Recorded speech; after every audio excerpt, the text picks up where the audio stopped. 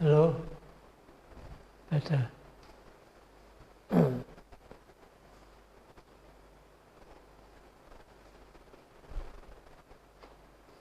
This evening,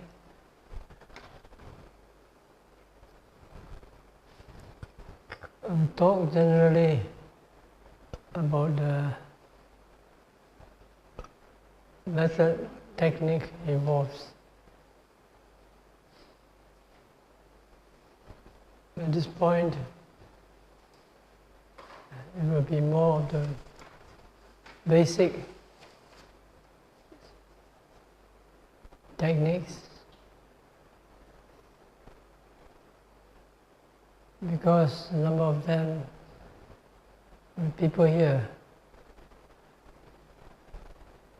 I don't know. Which means I don't know what they know.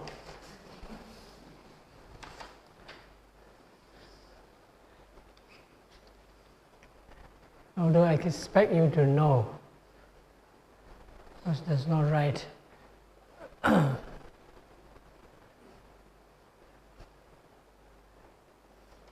There's even one here who went missing for 40 years. Who was missing from action.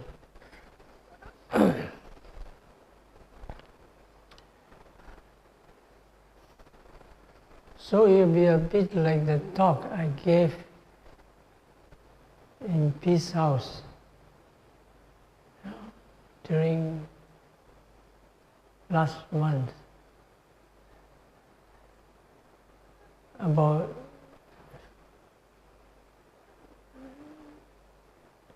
the method that we practice, but needs further explanation or clarification.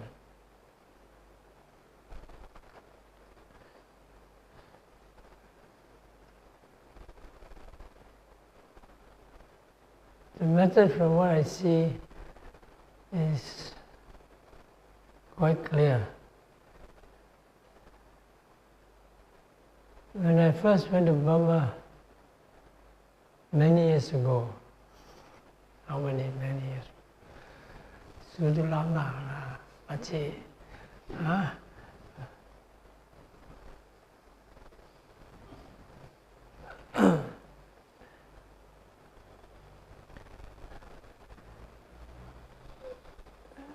we had instructions from the Sayadaws.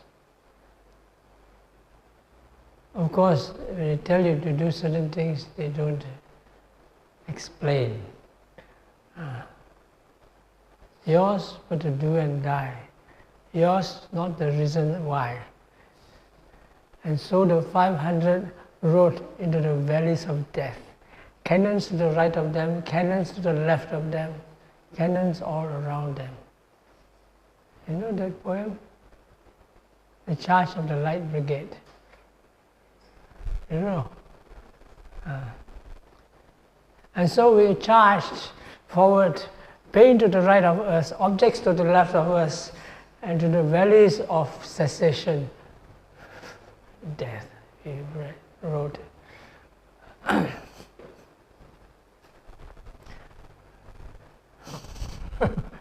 So, it was good, because I had the right generals that they knew what they were doing, and so it was okay. But later, as we practice on, they do explain to us, here and there, now and then, and so we accumulate the knowledge. They have reasons behind it, of course, and so that's why.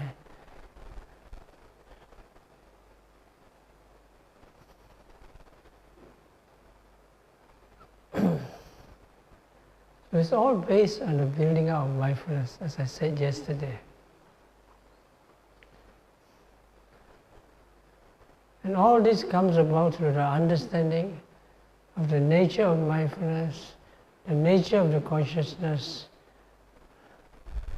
and the nature of the process of contemplation and build-up. Of course, you don't expect people to explain that all in detail to you when you first start to meditate. It's understandable.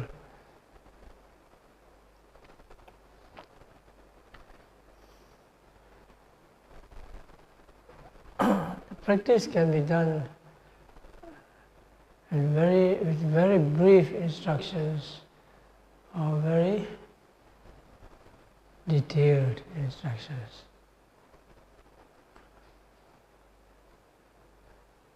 Like Luang Por, from the founder of MBMC, he says,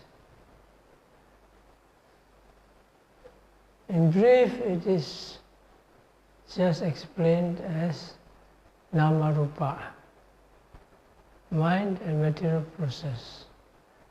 In detail, you can read all about it in the Tipitaka and its commentaries and its sub-commentaries.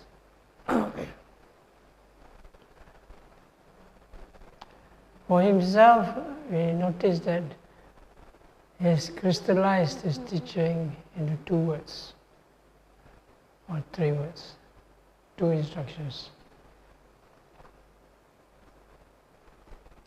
Because of his poor command of English and Hokkien,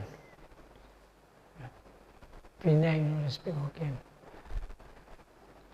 And he speaks Hokkien mixed up with Thai. For example, some people, he will say Bang Pak Lang. Bang is actually Thai, or some. So it crystallizes into two. The first is aware. Anything come alright, aware. That means mindful, be mindful. The second one is walking meditation. Sleepy, walk fast. Thinking too much, walk fast. It's true. Walking fast generally makes you aware and mindful, of course in a rather gross manner. When you're sleepy and restless anywhere, your mind is very gross. So it's true.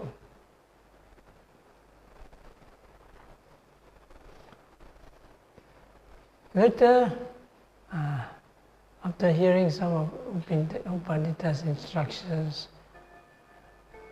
and advice in reporting,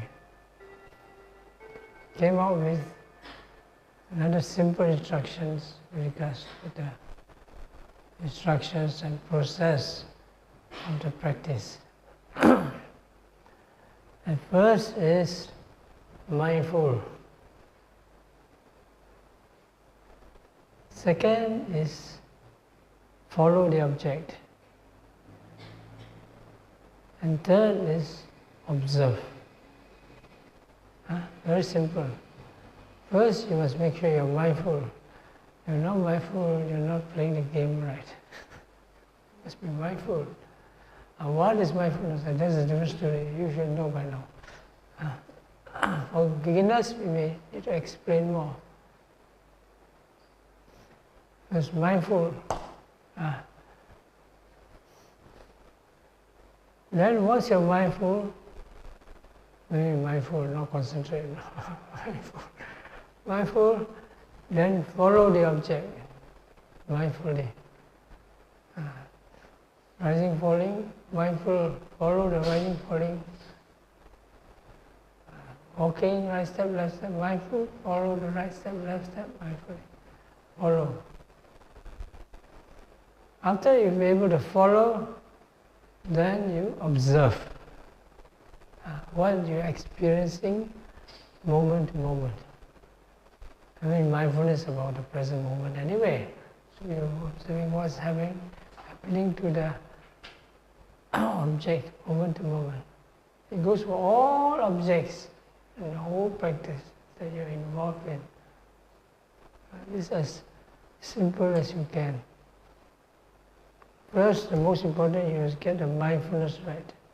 The quality of mindfulness is important. At first is general mindfulness, then later more specific to vipassana mindfulness. Then follow your object, your primary objects, secondary objects, tertiary objects. And objects are what? They give you rising, falling, sitting, touching, right step, left step, pain, consciousness, sleepy, thinking. All those are your objects. Right? From these are your preliminary objects. And once you follow the preliminary objects well enough, then there is some degree of right concentration. Once you have right concentration, your engine starts moving.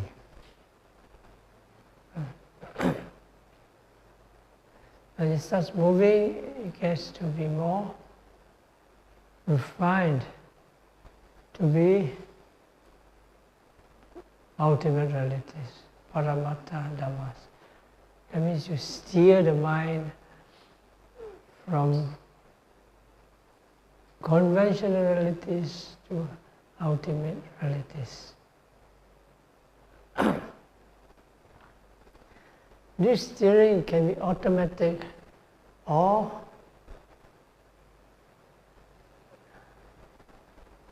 intentional.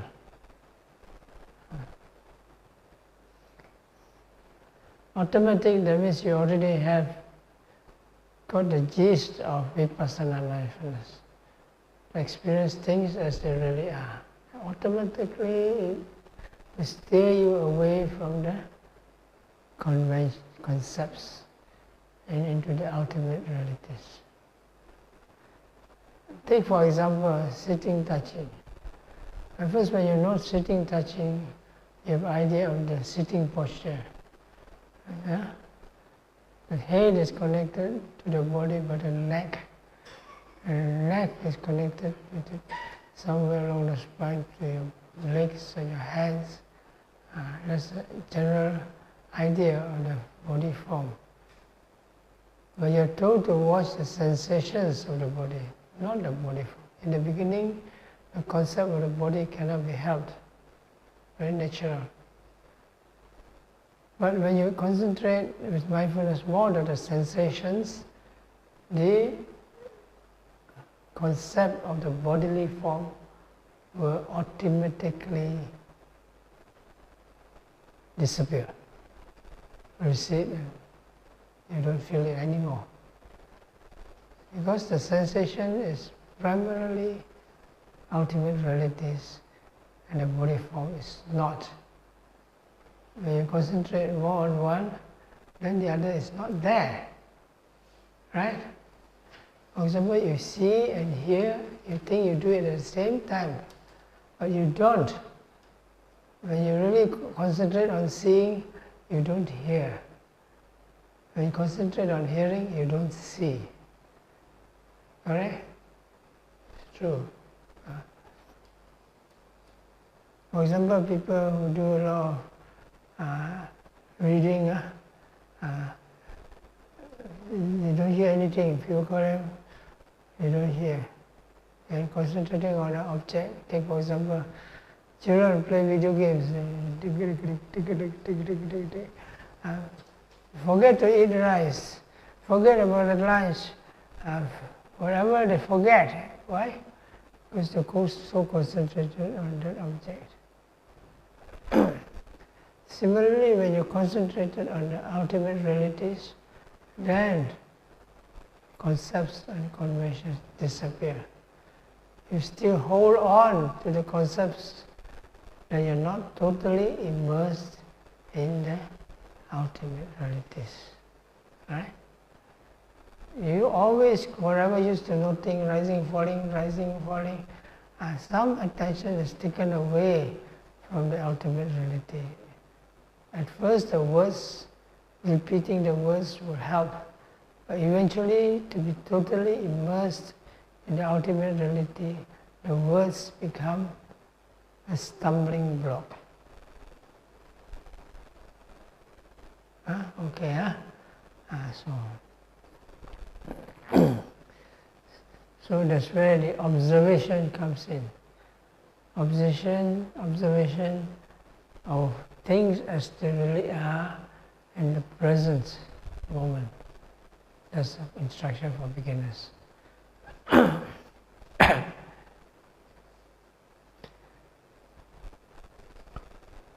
But when you really observe just what there is, you also forget about the concept of the person, you also forget about the concept of the space, you also forget about the concept of time. But in the beginning, these concepts are a bit hard to let go because they're much part of the mental processes. But form and shape will be the first to go.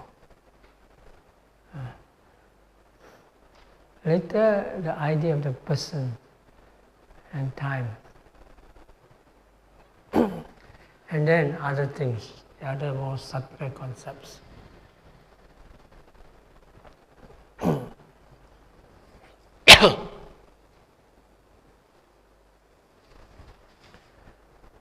Now, so the process is this mindfulness, follow the object, and then look into it, observe into it. Just like a detective, Sherlock Holmes. There's a Chinese detective, isn't there? What's the Chinese detective name? Ji Ren Jie. Is it? Alright. I think this belongs to the Tang Dynasty. What is it?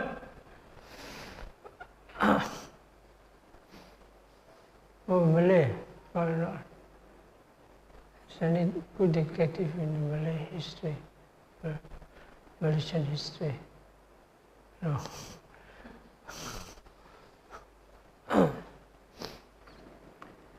So, first, to be a detective, you catch the culprit. How? First, you must be mindful. You're confused, you're going to think, because there's so many things that are very tricky, not sure whether they're real or not. Who's the good guy, who's the bad guy? So you must be very mindful. Okay, you think this fellow is the culprit. You suspect number one. So what do? Follow him, stalk him, from morning to night. Every minute without fail, he goes in the toilet or see what he does in the toilet. So you follow him everywhere you go. And there you find out all his habits, what he's doing. And so you find out more about all his secrets. Yeah? Why? Because you're able to follow him and you're able to observe everything he does. You follow him until one time you see him, he changes his face to a mask. It's not what he looks like. He's a zombie. He's a humanoid from outer space.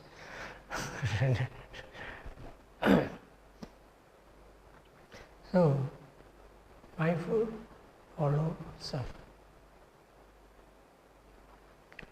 Now, again, things are not so simple. There are a lot of processes involved.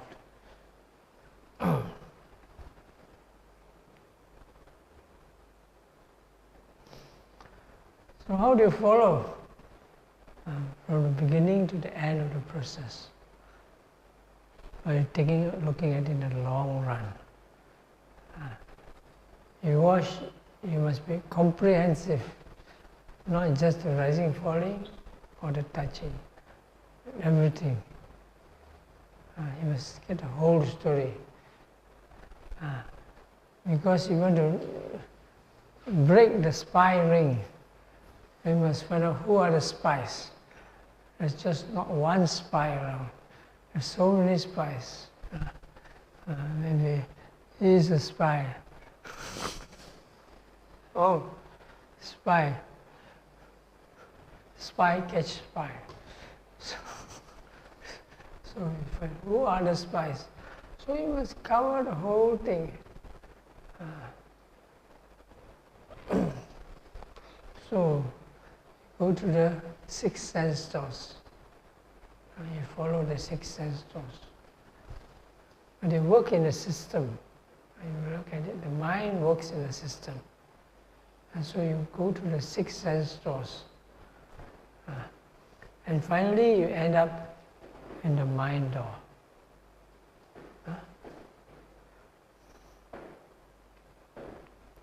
So to simplify everything,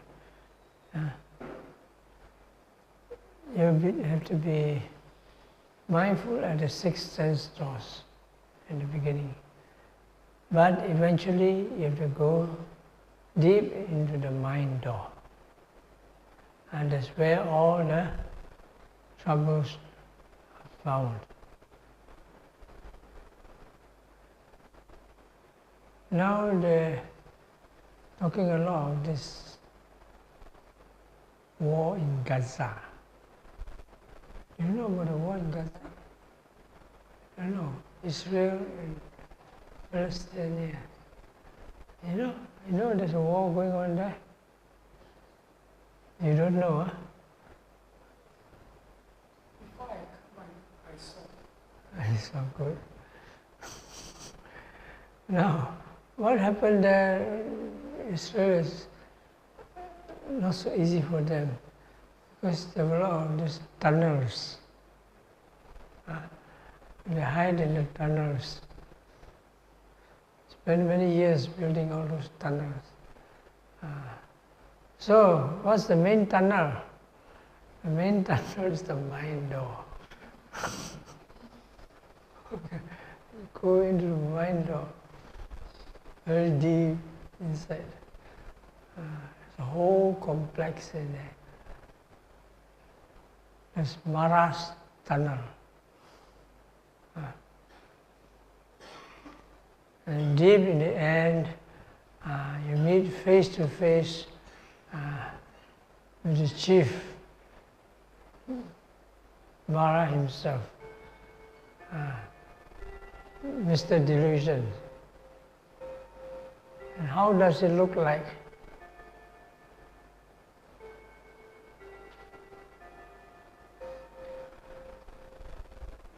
It's invisible, you cannot see him. Closest you can see is black. When you meet with him, you see only black and blank, and so you can't see anything. And because of that, he can do whatever he wants with you. This is that's why ordinary person, no fight.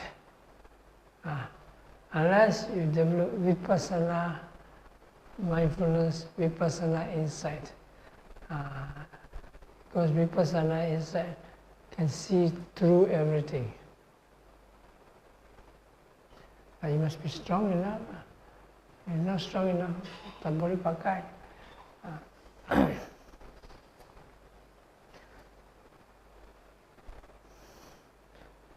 Because the strongest and the deepest form of insight and concentration occurs in the mind door, not in the sense door. You have to go into the mind door.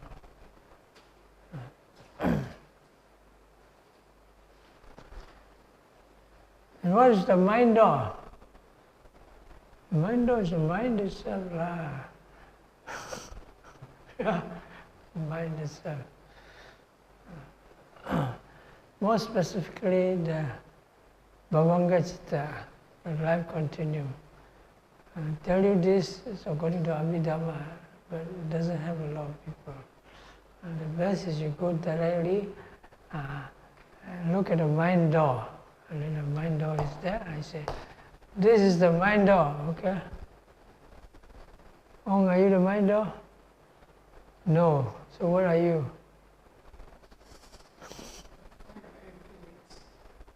Like you guess. You're the mind object. It's the mind object. All of you are mind objects. And where is the mind object found? It's found in the mind door. Okay? And so when you start being mindful of the mind door, then that's where you go deep into the mind object.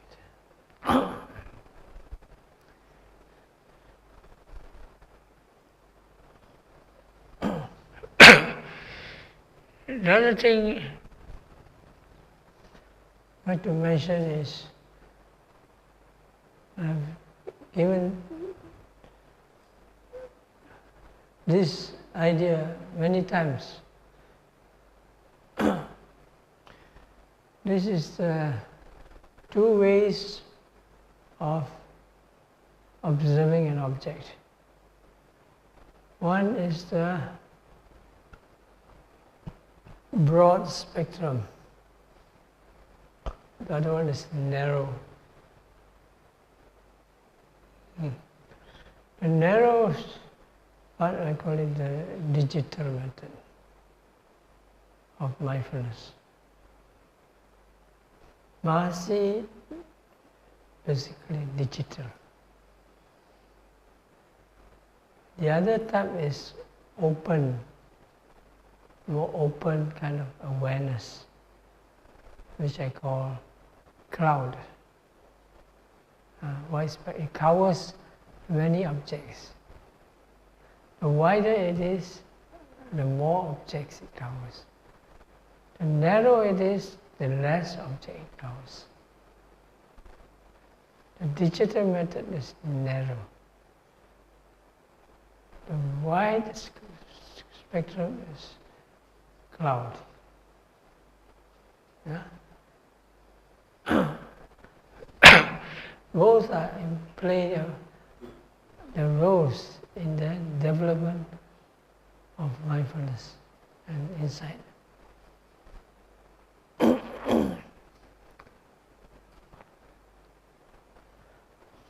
Now we give example using our meditation objects to explain clearly what you're supposed to do and what's supposed to be watching. Rising, falling. I watch rise, fall, rise, fall. You're mindful and you follow and you observe. Mindful of what? Rising, falling? Of course. But that's not good enough. If you just follow rise, fall, rise, fall, rise, fall, you may end up in just concentration. So you follow rise, fall, without any concepts, without any thinking.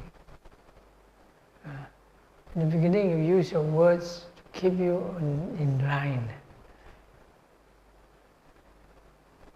After that, you observe in a vipassana way, that means in the present moment. And what about the present moment? It means here and now. In other words, on the dot. One of the first things I learned in mathematics in school. A line is made out of many dots. That's what I learned. I said, wow, that's great. Unfortunately, he stopped right there. He didn't continue. Until I came across it one day in a book called Sacred Geometry. I say, oh, finally I got a follow-up of that mathematics lesson.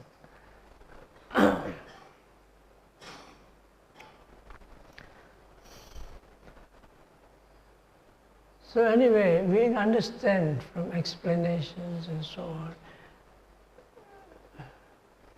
and probably intuitively we know things arise and pass away moment to moment. When you go watch a rising and falling, okay, fair enough, but you don't stop there. You're told to watch the rising and falling as a process. Some teachers tell you to watch rising, falling in many moments. Ideally, it is like a moving point, but a point that appears and disappears. In the beginning, you cannot do that. In the beginning, you start seeing more and more variations within each rise and fall.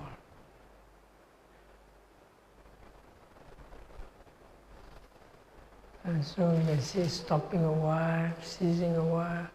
And after a while, when some of these concepts starts breaking down, you don't see there's a straight line anymore. You see there's a sensation. And sensations then come, balloon.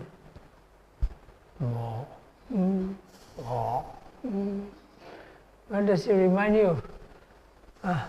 Of the bullfrog.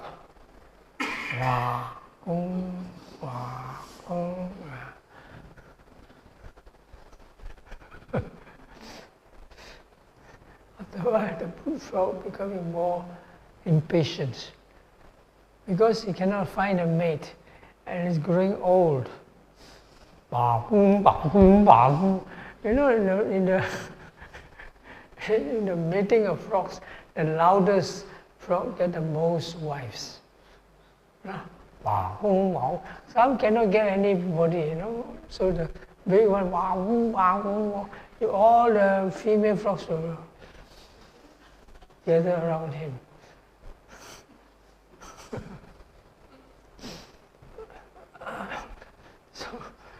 So when you watch, but in this case, it's not becoming louder, it's becoming more and more subtle. But when you concentrate, it's like it's becoming bigger. So you follow it as a process. As a process, that means a moving point, a changing point, a changing point moment to moment. That's how you are supposed to watch it, as a process.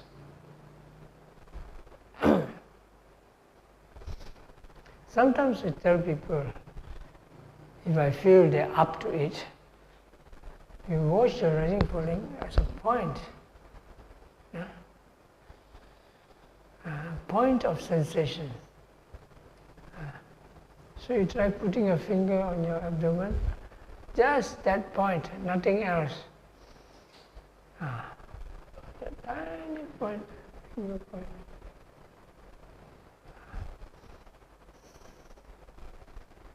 Follow the sensation. Don't follow it as a line, follow it as a sensation. Like a sensation, you put a pin prick, you don't believe, you pick a needle and prick your finger.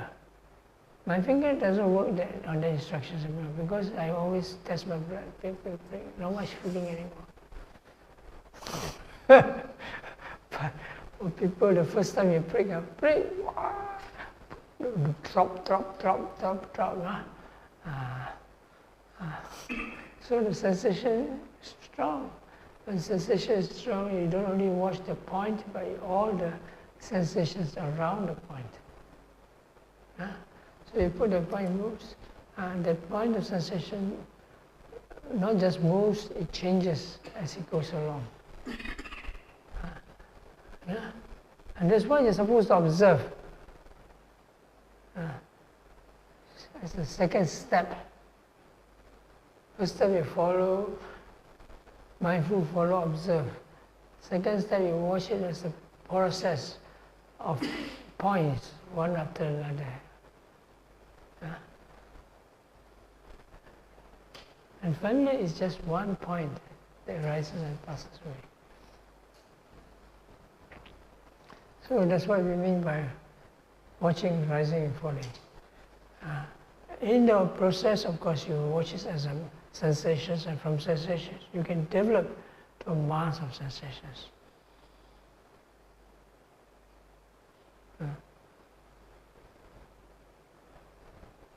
Now we talk about this sitting touching.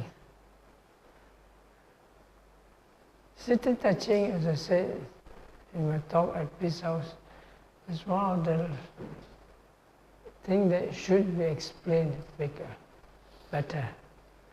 But in Burma, they don't do it so much. Why?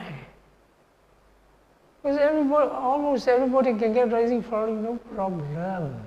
I said, watch rising, falling. Rising, falling, yes, they all get rising, falling, no problem. But here, I said, watch rising, falling. Very difficult, very small, cannot get rising, falling. I think that's one of the first obstacles that Burmese settlers face when they come here. They don't understand why people cannot get rising, falling. Same with in the West, it's even more difficult. They don't understand why they should watch rising, falling. The Buddha taught anapanasati. So, there's a different reasoning involved. So anyway, did you need so much explanation? So when I started teaching the accumulation, no rising, falling. There's one man cannot get rising, falling. Really? Really? Because he's too fat. One man that cannot get rising, falling. Really? It's true. It's because he's too thin. You touch his stomach, it touches ribs. His spine. You touch his spine, it touches stomach.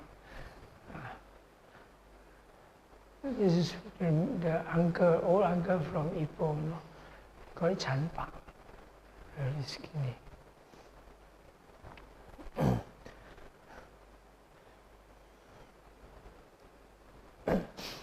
So, sometimes when people really cannot get a rising, falling, for one reason or another, whether reasonably or unreasonably, then they resort to sitting, touching. Okay, rising, falling, maybe physically not very clear. Mentally, you don't like it, or whatever case. But sitting, touching, or bodily sensations should be there to some extent. If you don't get any bodily sensations, that means you are as good as dead or paralyzed. No sensations, you take a big. Oh, you're feeling or not? Sure, you're feeling. Just as you don't look at it, you're not so used to it, you just have some effort.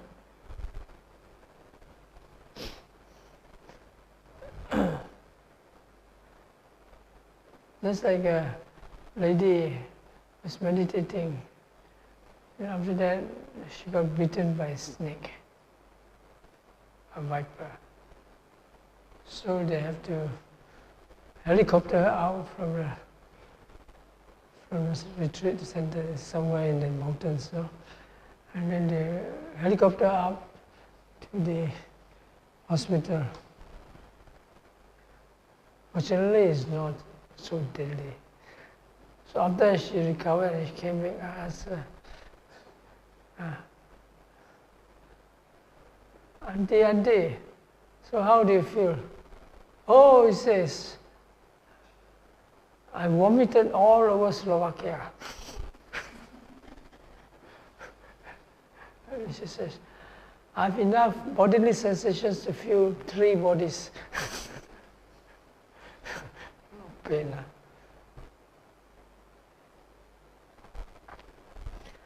So there are sure to be some bodiless, unless your body is completely numb, then you don't have sensations. You just have to look for it and it's there.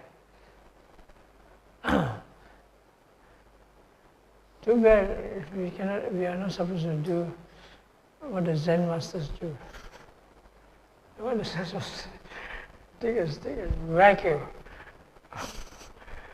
You're supposed to wake you up. I suppose they're also good in giving you quite a few sensations. Has anybody been to a Zen retreat before? Yeah? Only Amitabha people here? You? 你去过吗？啊，你给人打过吗？没有啊？你这样清醒啊？我不相信你。Hit you, I'm sure there's some feelings around. You all cannot hit, like imagine myself go hitting you around with a stick. Unthinkable in our tradition. So generally there will be some sensations there. So either you have to make yourself sensitive to it. We call sensitization. Because the first thing in mindfulness object, body foundation of mindfulness, the base for body foundation of mindfulness are the body sensations. No body sensation, no body mindfulness. In and out is a body sensation. Rising, falling is a body sensation. Touching are bodily sensations. Banyak sensations lah, tahu kah?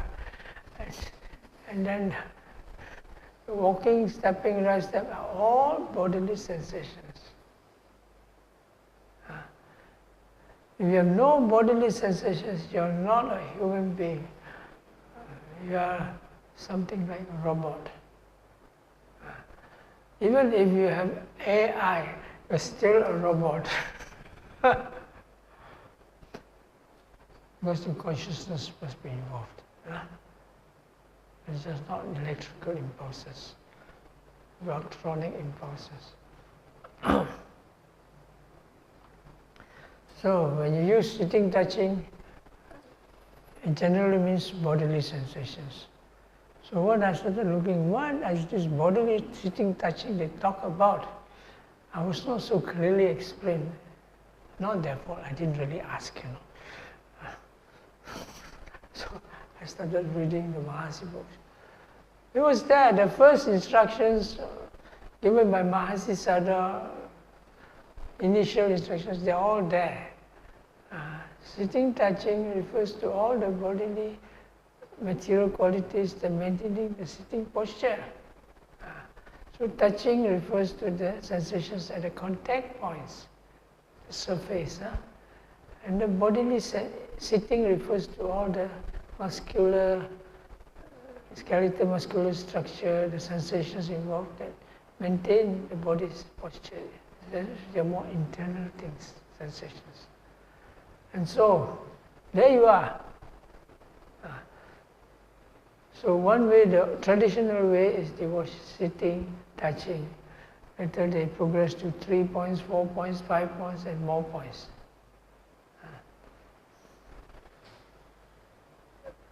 But more direct, we use the sweeping the awareness to the body. So you cover all the sensations at once, together with.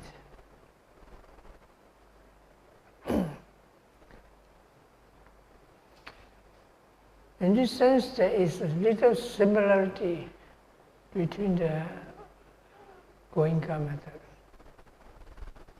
Goenka method, they also sweep the awareness of to the head, to the bottom, up and down. They do anapana concentration first, then they keep sweeping up and down.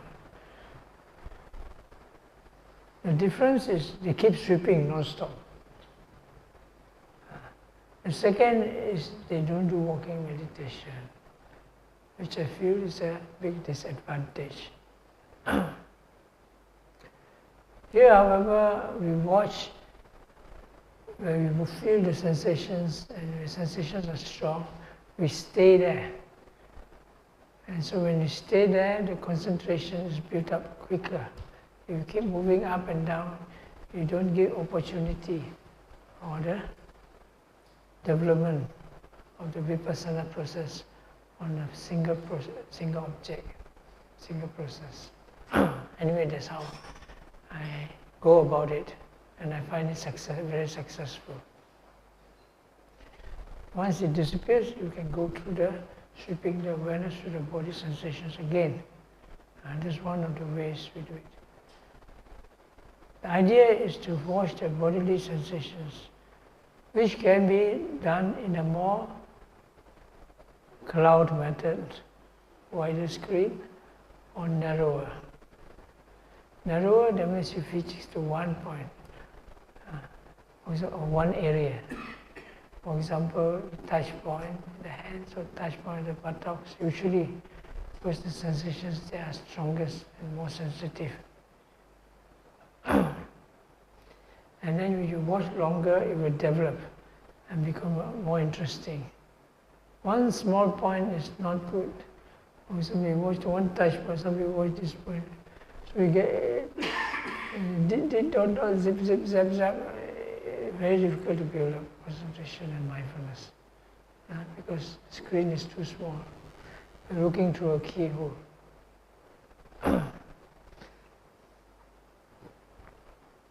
So usually people watch sitting touching, not very successful, because you watch a while, you get bored. A little blip, blip, blip, blip, calm, om,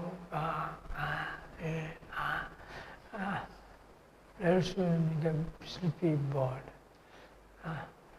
So what do? You must make sure the mind keeps following the sensation.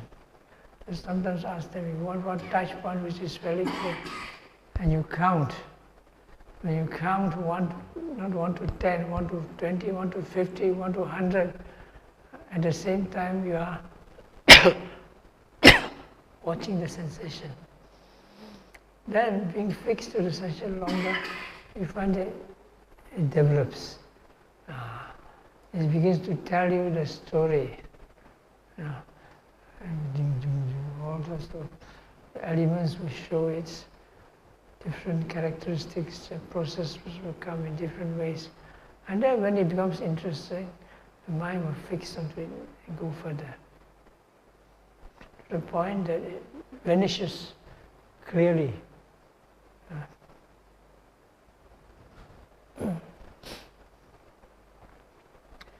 The other way is the crowd method, whereby you watch a bigger screen, wider area. That means you watch the whole body. This requires a sensitization of the body to a greater degree, so that once you get the clear feel of the sensations, you watch the sensations in any part of the body. There are sensations everywhere. Head, buttocks, of course the face tends to be more sensitive. The fingers and all those are more sensitive. But after a while, when your sensitivity is strong, the whole body is filled with sensations. They go zip, zap, ping, plong, all over. And when that happens, tell you forget about the form of the body. You don't need the form of the body. You don't need your head, you don't need your hands, you don't need your legs. All the sensations will come together and you just follow the show.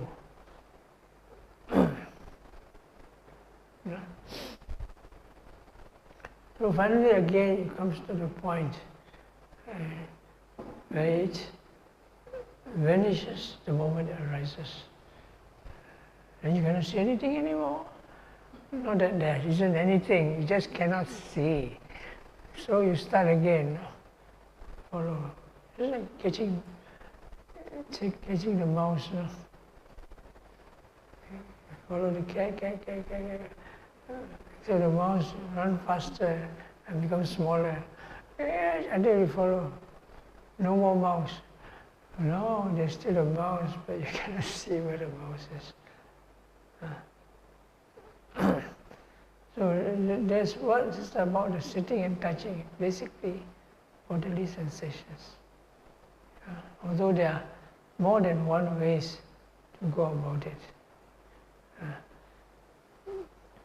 The bodily sensations tend to have a wider field. The rising, falling tend to have a narrower field.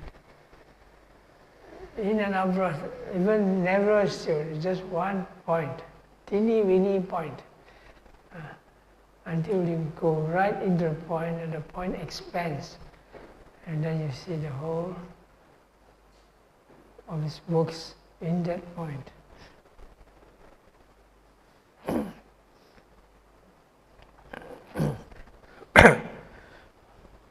But the wider field has its advantages. Generally, it's more stable. And the three characteristics are clearer.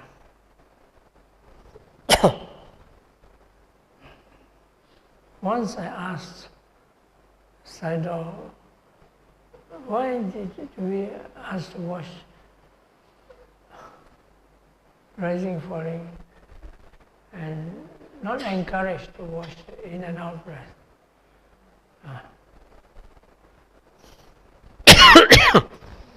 You don't ask them when you first get to know him. Because you're in the Mahasi territory. Mind gong chang.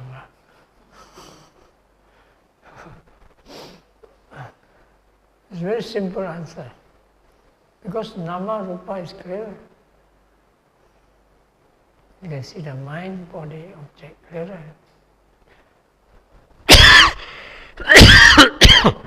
Because the field is larger.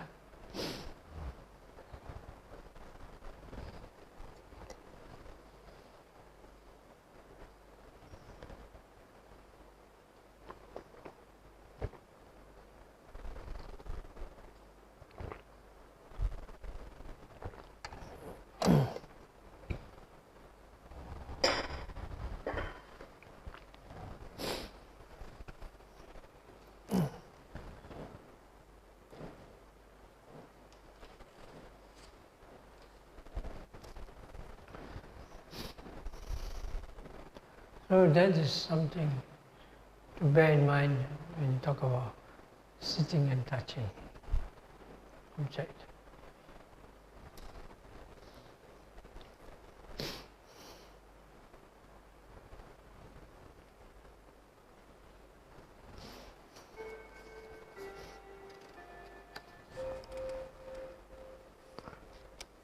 Then,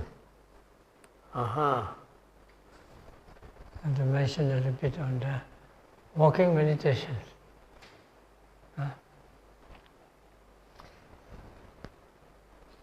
Walking meditation seems to be easier at the start.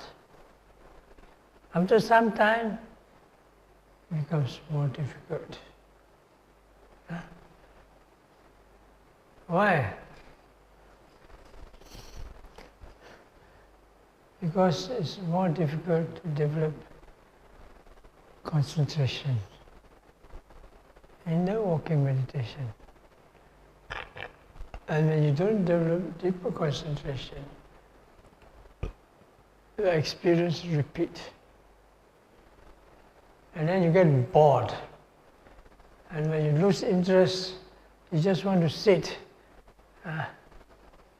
So what happens?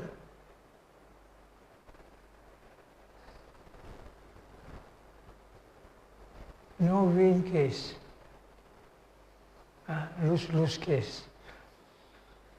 Because walking meditation is a foundation of mindfulness, for all the body foundation of mindfulness. Because from walking meditation, your mindfulness process goes to all your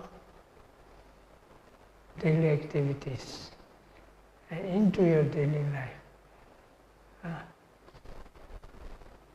That's why you just do sitting meditation, It can be done, but you're at a disadvantage. You see it and quickly you get insights and you get Magapala, all those things. Okay, fair enough. That is possible. But you don't do walking meditation, you are at a disadvantage. First, there's imbalance of faculties. Then there's an imbalance of postures. Imbalance of this, imbalance of that. So, you're at a big disadvantage. And it just makes me wonder, why, from what I know, only the Mahasi method stresses on walking meditation. Ubakin definitely not. Other methods, they have walking meditation, but not so detailed. And even I think Mahasi system, after some time, they up to you, which could be disaster. So there's a lot of, the walking meditation serves a lot of functions, so it should not be taken lightly, like balancing of faculties, and so on and so on.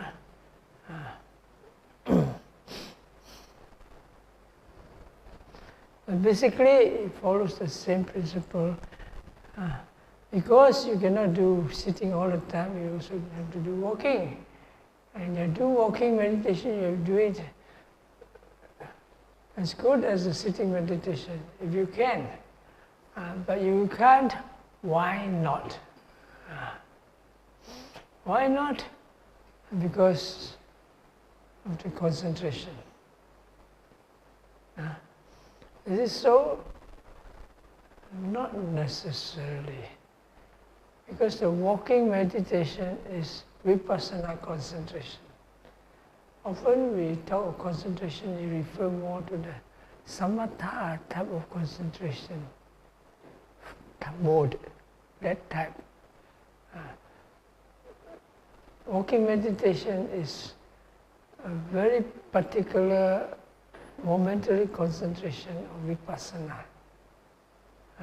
So when you can do walking meditation very well, you can do vipassana in daily life very well. But because we are so much of a rush, we don't have time to observe properly. The proper experiencing observation is also depends on your skill. Some people can do things fast and very accurately. Beginner, no. For example, what you call cutting vegetables. Who is the best in cutting vegetables here? Mrs. Ong. Are you the best in cutting vegetables?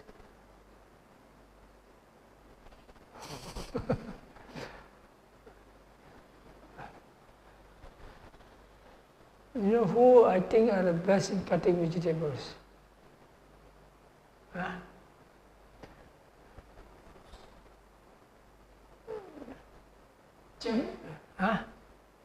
No, the Chinese medical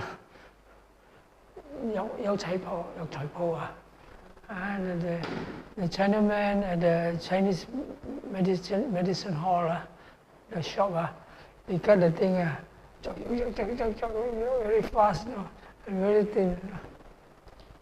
Correct, no? Have you seen them cut or not? The Chinese shop, I don't know, nowadays probably they have not so much experience. They lost the art. But for that, they cut the yansam, the ginseng and what, they can do it very fast, very thin, like that. You ask somebody, these kaku people, right? Tanjokong, ask him to cut. He probably asked him, he probably cut his fingers. And one time somebody in Vietnam, he was cutting vegetables. He was cutting vegetables and he cut somebody else's hand, no? How he managed to cut somebody else's hand?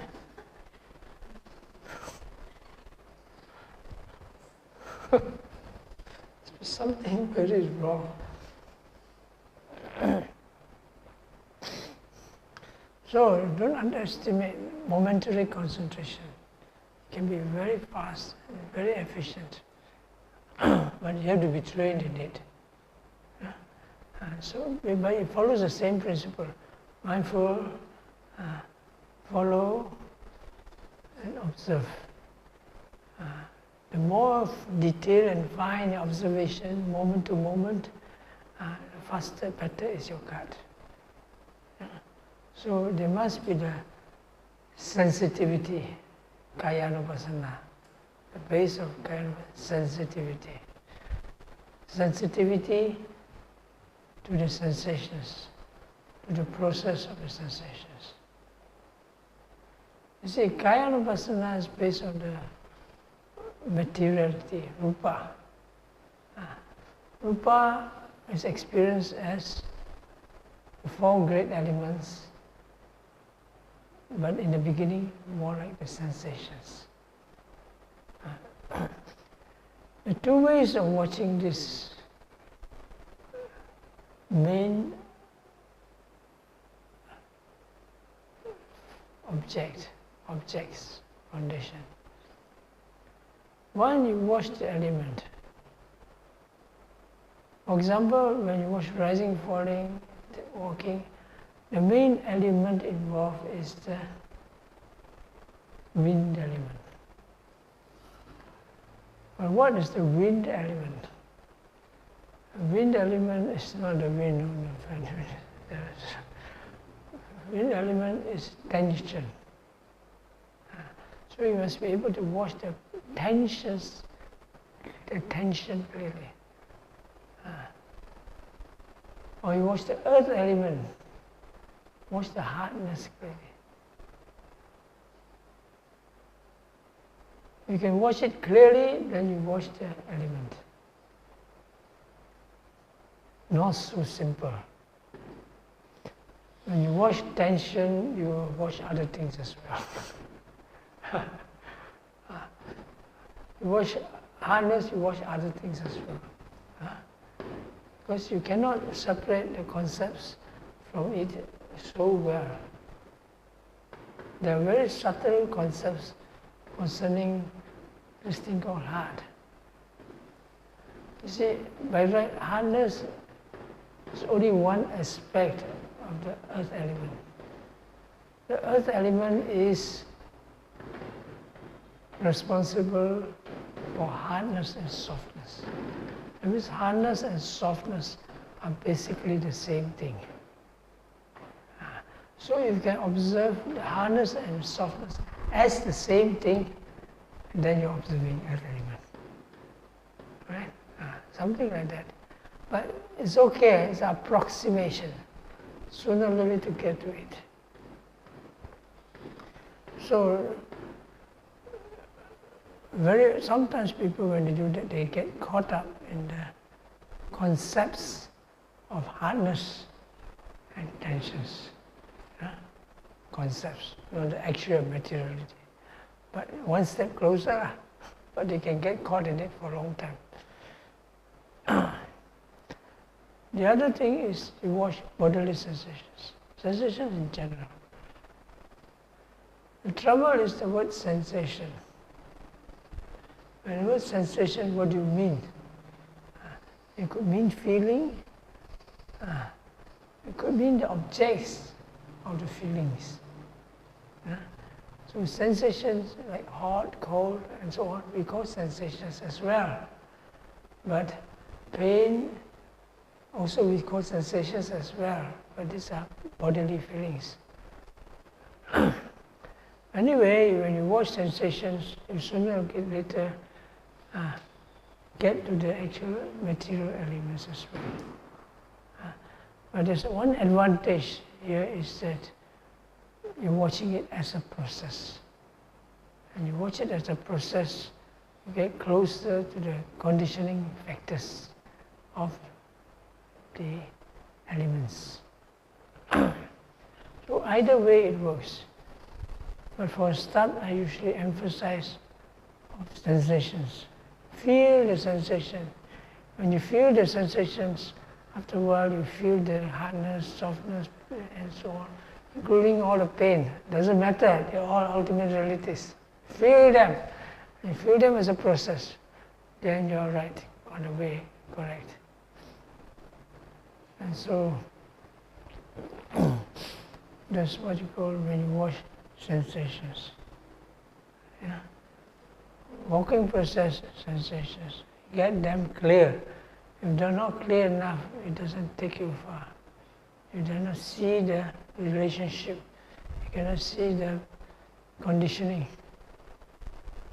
Because you just cannot remain at the sensation.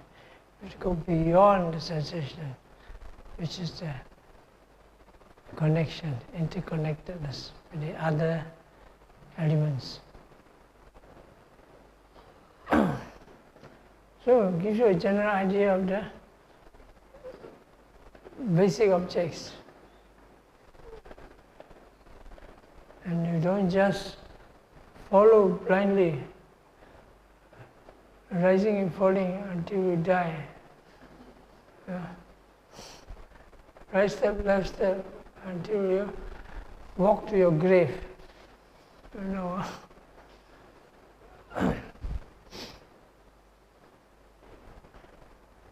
Okay, we stop here today.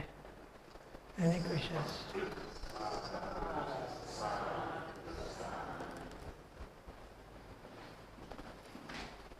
Idang me punyam asava kayavaham hotu.